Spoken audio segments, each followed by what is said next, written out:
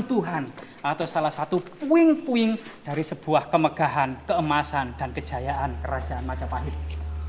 Ini coba kita copot sepatu kita, dan di depan kangkung itu akan terlihat gigi-gigi naga ya, yang taringnya atau giginya itu sangat runcing.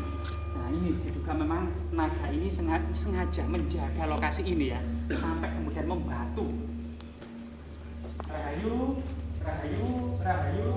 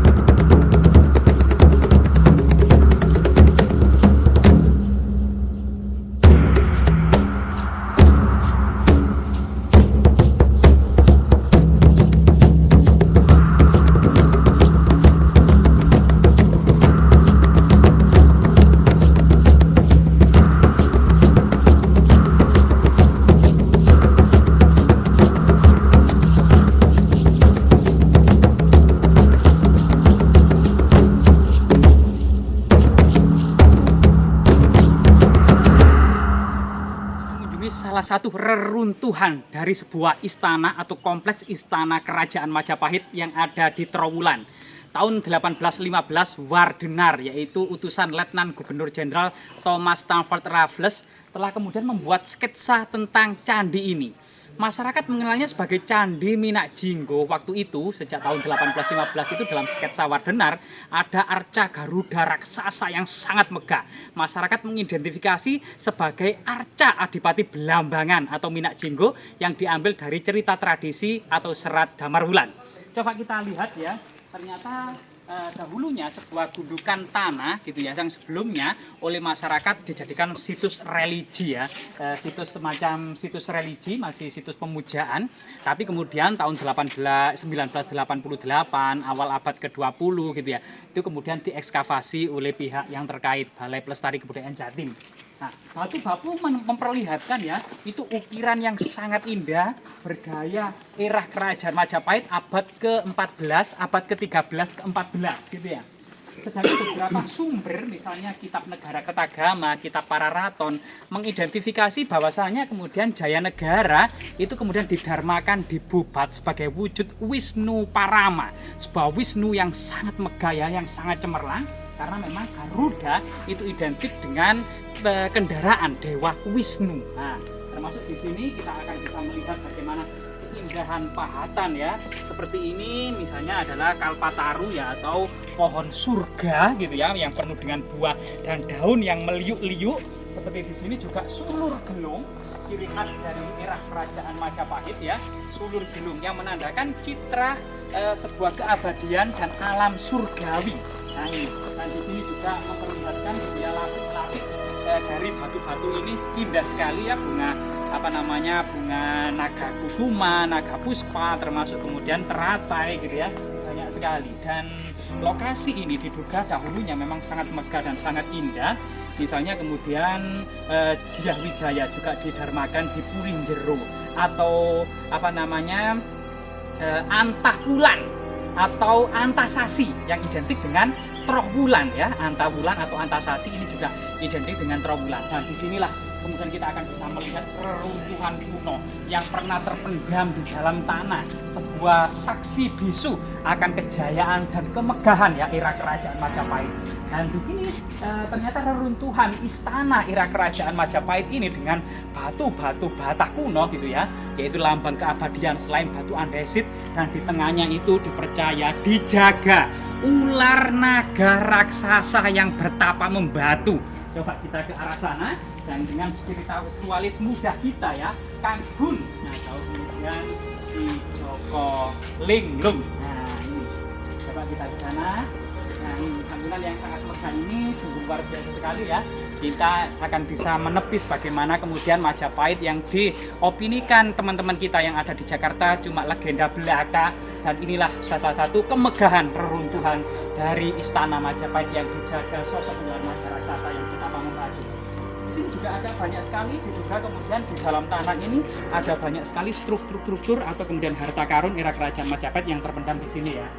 Jadi di sini ada tangga yang bisa kemudian kita menyaksikan bagaimana kemudian kemegahan sebuah citra ya peradaban leluhur kita.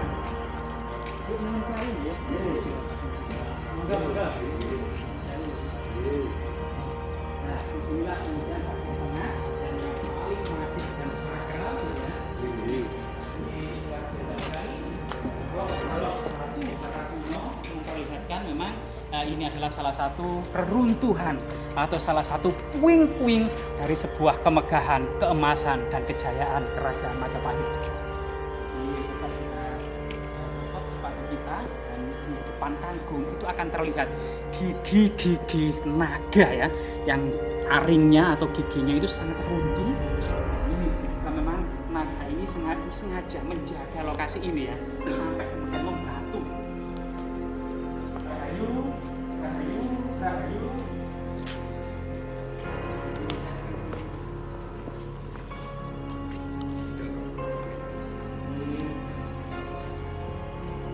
ini kita bersama Kang Gun, teman-teman, di suatu lokasi yang paling magis dan paling sakral. Ada buah maja, perdupaan, sekabur sirih atau kemudian pinang, bunga-bunga wewangian, kemudian kelapa muda, termasuk bunga sedap malam ya, dan lain sebagainya.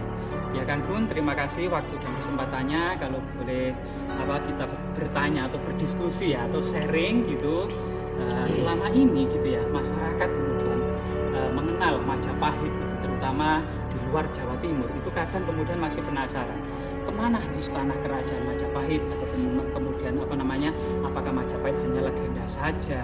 Ketika berada di lokasi ini yang diduga juga merupakan reruntuhan bagi bagian dari istana kerajaan Majapahit, menurut pandangan Kang Gun atau kemudian Ki Joko Linglung ini seperti apa secara pandangan spiritual? Ya, jadi Assalamualaikum warahmatullahi wabarakatuh. Saya jelaskan ini sesuai apa yang saya lihat. Barusan saya mengadakan suatu ritual sesuguh Gondo Arum. Ya, namanya Gondo Arum ini itu bisa jadi kayak bebungan, kayak dupa seperti ini. Ini tujuan kita itu bukan kosirik atau musrik ya. Jadi kita itu di tempat yang seperti ini itu zaman dahulu itu masih agama Hindu. Jadi otomatis lekatnya itu dengan wewangian seperti dupa, kemenyan seperti itu. Kenapa kok saya setiap kali di tempat-tempat seperti ini kok pasti tagar dupa? Ini wujud kehormatan saya pada sesepuh sila. Jadi kita bertamu dimanapun itu jare wong Jawa kudu ana teko slira tata krama. Dan di Goib juga sama, kita harus seperti itu juga. Mengenai soal masalah peninggalan kerajaan Majapahit ya. Jadi ini kan sesuai bukti otentik. Kalau kita lihat di hadapan kita ini memang benar ini ada reruntuhan candi. Kalau secara goib memang tadi saya tembus bisa mengatakan saya menjamin memang benar-benar ini dari kerajaan Majapahit ini ada real seperti ini. Salah satu bukti otentiknya di depan ini. Jadi kalau di sini itu orang mengatakan pada waktu itu ini suatu reruntuhan candi juga sudah diteliti dari BPK ataupun dari peneliti dari luar negeri, itu memang otentik. Ini saya membenarkan. Jadi salah satu bukti sejarah yang tertinggal, yang dulu belum muncul untuk saat ini, era tahun-tahun ini kan semuanya kan sudah muncul semua. Bahkan kemarin ada penemuan baru kan banyak di wilayah Jakarta. Jadi bisa dikatakan memang Mojokerto ini termasuk ikonnya kerajaan Majapahit. Ya, seperti itu. Mengenai penjaga yang barusan saya tangkap ya, memang di sini ini salah satu kepala naga. Kepala naga. Tapi ini masih ada belakangnya, ekornya ini bisa menjalar sampai di pendopo. Oh, ini berarti tembus sampai kemudian melingkar ya, sampai pendopo agung atau situs pendopo agung. Ya, jadi kalau secara dari pandangan saya seperti itu. Naga ini bukan satu mas, ini ada dua naga. cuman ini yang muncul ini kan cuma satu, jadi ini cowok cewek. Nah ini juga kebetulan ya, ini masuk di julukan saya gitu loh. Ini termasuk salah satu naganya Joko Linglung, gitu loh. Aji Saka. Aji Saka itu kan Joko Linglung lah. Ya, itu termasuk ibaratnya anak cucu keturunan dari Aji Saka itu. Nogo ini yang menjaga. Ini. Ya. Nah, naga ini dulu juga pernah intinya itu ngawulonga bekti sama Minajinggo. Nah, makanya ini dijuluki Candi Minajinggo toh ya. Nah, seperti itu. Termasuk ini salah satu prewangan lah kalau sekarang, prewangnya Minajinggo. Jadi setiap kali beliau itu mengadakan ritual di manapun, ada momen apapun, beliau ini ikut naga ini. Makanya begitu di sela-sela sekarang sudah eranya lama ini, beliau ini masih tetap mengabdi, masih tetap ikut, bahkan tempatnya dijaga. Nah seperti itu. Di sudut-sudut, di beberapa sudut ini ada beberapa penjaga seperti prajurit Jawa. Prajurit Majapahit. Majapahit, rata-rata Majapahit. Prajurit itu besar-besar.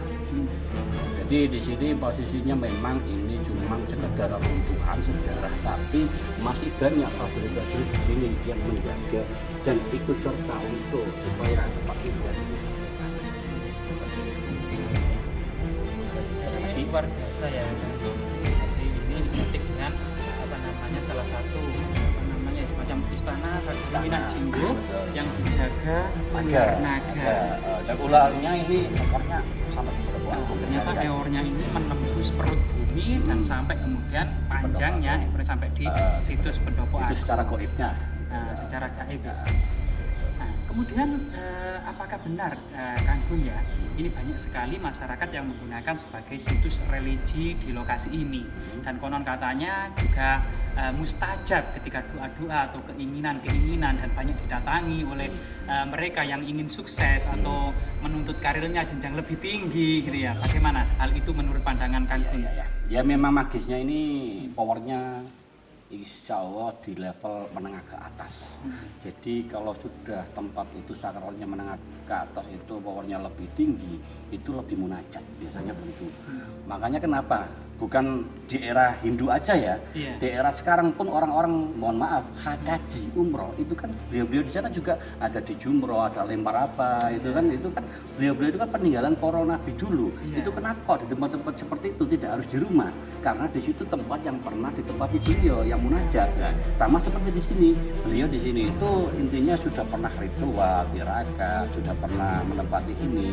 Lah tempat yang pernah ditempati beliau Minajinggo ini juga ada sesepuh atau para khotam yang menyelimuti di sekeliling itu, yang membantu mereka yang munajat di sini. Nah, iya benar. Kadang pertanyaan saya dalam hati, kenapa pada masa peristiwa Isra Mi'raj itu ya, sebenarnya mudah bagi Allah SWT kan mengangkat Nabi dari Mekah kemudian langsung ke langit ke-7 dan ke Sidratul Muntaha. Tapi Allah menyuruhnya ke Baitul Maqdis terlebih dahulu untuk menampak-tilasi jejak-jejak para nabi sebelumnya. Nah, gimana pandangan Kang Gun itu? Ya itu kalau seperti itu memang kan itu memang Allah alam ya, memang semua itu dari apa yang memang di alam itu memang harus ada bukti otentik yang real. Makanya sekarang apa tidaknya buat orang haji, orang umroh itu menyatakan bahwasanya membenarkan bahwanya agama Islam dulu itu memang benar adanya. Nah seperti itu. Untuk meyakinkan seseorang itu kan tidak mudah mas. Gitu lah. Lah contoh kayak candi gini ya. Dulu ada kisah candinya Minajinggo. Kayak gitu ya. Kalau orang tidak ada bukti otentik dengan kemunculan candi, apa orang percaya? Nah, karena mempercayakan seseorang itu suatu hal yang sulit karena orang itu nggak sama pandangannya. Apalagi ada fakta. Ini bukti otentik gitu loh. Makanya kalau setiap kali kita urusan masalah goib, urusan masalah sesepuh, itu bukan hanya kita itu sekedar cuman mistiknya aja, tapi kita harus bukti otentik itu ada. Gitu. Kalau sudah bukti otentik ada, terus di situ ada penelitian menyatakan bahwasanya benar-benar di eranya ini, itu bisa dinyatakan bahwasanya ditetapkan seperti itu. Nah, kalau nggak ada seperti itu, apa orang percaya? Masalah soalnya goib itu ya beda-beda. Saya bilang lagi ya, kembali lagi. Orang itu tidak sama untuk pandangan di goib. Kadang ada orang yang fanatik, kadang ada orang yang menyatakan, ini syirik, ini musyrik lah. Keserikan kemusyrikan terletak di mana? Bukan di ininya, bukan di hubungannya, bukan di tempatnya. Orangnya masing-masing. Jangankan dupa, kita berobat ke orang sakit ke dokter aja, kalau kita percaya gara-gara dokter itu aku sembuh, itu juga syirik mas, gitu loh. Kalau nggak enggak, dokter itu enggak sembuh, padahal orang beliau itu pakai apa dosis lebih tinggi kan gitu supaya orangnya sembuh. Itu sama aja dikasihnya bukan tetap kehidupannya atau kemenyan gitu loh. Makanya dulu itu ada ajaran manunggalin Allah Gusti gitu loh. Sejatinya Allah atau Tuhan itu terletak pada diri kita masing-masing gitu, seperti itu. Ajaran Kanjeng Sunan Kalijaga. Kenapa beliau setiap kali sholat masih membakar dupa, masih membakar minyak pada ada pengapungan? Karena menghormati sesepuh zaman dahulu. Sejatinya cuma sekedar buat wewanginya supaya kita dalam keadaan nyembah nang Tuhan kita itu bisa dalam keadaan meditasi fokus dan cepat nyambung mas gitu. Terakhir Kang Gun ya, Iya. atau ini Joko Lelono ini sangat luar biasa sekali. Diskusi kita ternyata semakin menarik saja. Dan di depan kita ini ada sosok atau figur ular naga. Menurut pandangan spiritual, apakah ular naga ini sudah berubah menjadi batu ataukah masih hidup Kang Gun ini? Ini kalau dari pandangan spiritual saya sebenarnya ini cuma sekedar bukti kasunyatan. Nah, bukti kasunyatan ini berupa bebatuan ini. Tapi sebenarnya beliaunya ini ular naga masih ada sampai sekarang. Masih hidup Masih ya? hidup sampai Dalam sekarang pandangan dalam spiritual. pandangan masih ada gitu.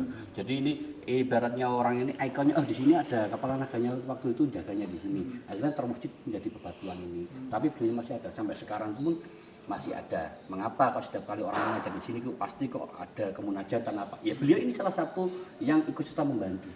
Seperti itu. Kalau memang beliau ini membantu, cuma nggak ada kenyataannya. Intinya di situ siapa yang membantu? Nah ini kan penjaga utama. Nah. Ini termasuk power yang paling besar gitu. Prajurit-prajurit itu masih tunduk sama beliau ini.